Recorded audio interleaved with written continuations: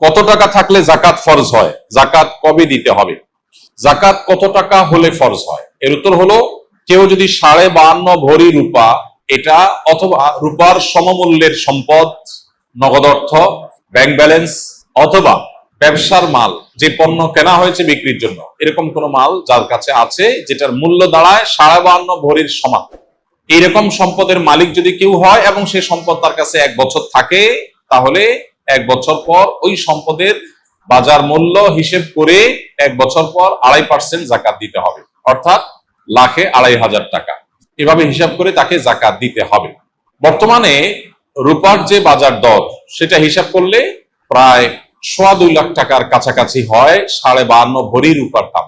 এটা ভ্যারি করে, উঠানামা করে।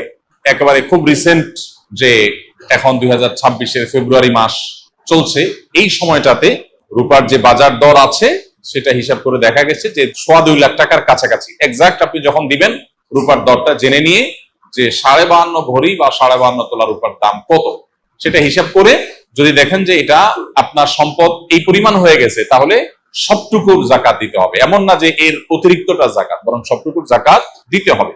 জাকাত দেওয়াটাকে জরিমানা মনে করা, এটা কিয়ামতের আলামত। সহিহ বুখারীতে আসছে, নবী সাল্লাল্লাহু আলাইহি ওয়াসাল্লাম বলেছেন, একটা সময় আসবে মানুষ যখন জাকাত দেওয়াটাকে তার জন্য অর্থদণ্ডের মতো বিষয় মনে করবে, জরিমানার মতো বিষয় মনে করবে। এটা ভুল ধারণা আমাদের সমাজে। কারণ আমরা মনে করি যে জাকাত দিলে বোধহয় লস হয়ে যায়, কমে যায়। বরং জাকাত দিলে এটা তো আমার আখিরাতের অ্যাকাউন্টে জমা হয়ে গেল, এটা বরং আমার স্থায়ী হয়ে গেল, নিশ্চিত হয়ে গেল, বাকিগুলোর গ্যারান্টি নেই। এই জন্য জাকাত দিতে পারাটা সৌভাগ্যের বিষয়। আর জাকাত কখন ফরজ হয়, এর উত্তর হলো যে জাকাত ফরজ হয় প্রত্যেকটা ব্যক্তির অর্থ বছরের আলোকে। সবার অর্থ বছর একরকম নাও হতে পারে। ধরুন আমি জিলহজের 1ম তারিখে জাকাত দেওয়ার মতো সম্পদের মালিক হয়েছি, তাহলে পরবর্তী বছর জিলহজের 1ম তারিখে আমার জাকাত আসবে। কেউ যদি মুহররম মাসে জাকাত দেওয়ার মতো সম্পদের মালিক হয়ে থাকে, তাহলে 1 বছর পর মুহররম মাসে তার জাকাত তার উপরে বর্তাবে। তো জাকাত বর্ষ এটা নির্ভর করে ব্যক্তি কখন সম্পদের মালিকানা আসছে তার উপরে। এখন কেউ যদি জাকাত দেওয়ার সুবিধার্থে, হিসাব করার সুবিধার্থে সে যদি একটু আগে দিয়ে দেয়, ধরা যাক যে আমার জিলহজে আসে, আমি রমজানে দিয়ে দিলাম হিসাব করে, কোনো অসুবিধা নেই, জাকাত অগ্রিম দেওয়া যায়। যে প্রতি বছর আমি রমজানে দিলাম, সমস্যা নেই। আমাদের সমাজে অনেকে মনে করে রমজান মাসেই জাকাত দিতে হয়, জাকাত রমজান মাসেই শুধু দিতে হয়, এমন কোনো কথা নেই। তবে এটা ঠিক, রমজান মাস আমলের মাস, সওয়াবের মাস, এই মাসে আমরা বেশি বেশি সওয়াব হাসিল করার চেষ্টা করবো ইনশাআল্লাহ বিইذনিল্লাহ। সেই জায়গা থেকে আমরা নফল দান, অন্যান্য সাদাকা করব এবং বিশেষভাবে যদি জাকাত দেওয়ার চেষ্টা করি ইনশাআল্লাহ, সেটাও আল্লাহ তাআলার কাছে আমরা বিশেষ আজরের আশা করতে পারি। আমি কোর্ট ম্যারেজ করে বিয়ে করেছি, 3 বছর হলো এবং একটি সন্তানও আছে। ফ্যামিলির সম্মতিতে আবার মহরও ধার্য হয়েছে গর্ভের সন্তান থাকা অবস্থায়। এখন সম্পর্কটি হারাম নাকি হালাল? এই ধরনের প্রশ্ন উত্তরে আমরা বলে থাকি যে কোনো আলেমের সাথে সরাসরি সাক্ষাৎ করে শরণাপন্ন হয়ে তারপর উত্তর নেওয়ার চেষ্টা করবেন। কারণ এখানে থটগত একটা গুরুত্বপূর্ণ বিষয় আছে যেটার উপর ভিত্তি করে মাসআলার উত্তর পরিবর্তন হয়ে যেতে পারে।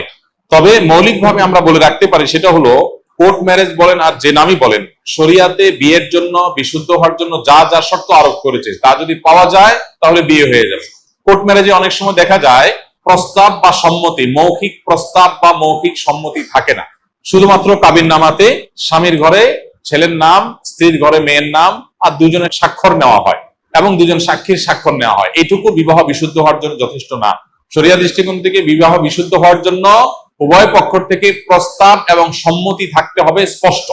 কেউ যদি বোবা হন, মুখে উচ্চারণ করতে না পারেন, তাহলে তিনি মাথা নেড়ে ইশারায় তিনি অন্তত সম্মতি প্রকাশ করবেন।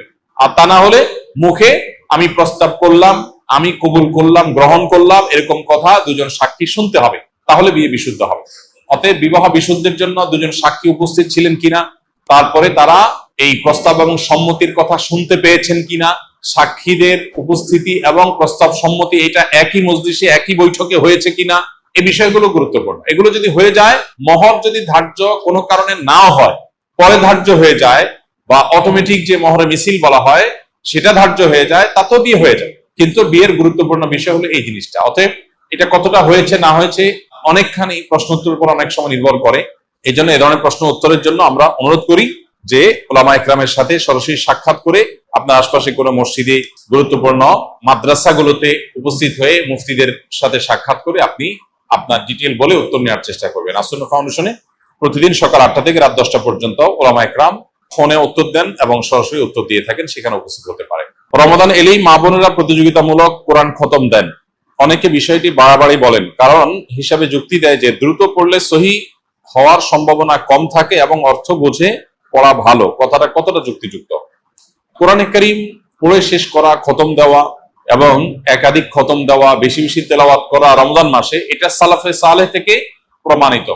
আমাদের পূর্বসূরিগণ তারা রমজানের শেষ দিন পর্যন্ত বেশি থেকে বেশি কোরআনে কারীমের তেলাওয়াতে মগ্ন থাকতেন। যেহেতু এই মাসটাই হলো কোরআন নাজিলের মাস, অতএব এই মাসের অন্যতম গুরুত্বপূর্ণ আমলটা হলো বেশি বেশি কোরআন তেলাওয়াত করা।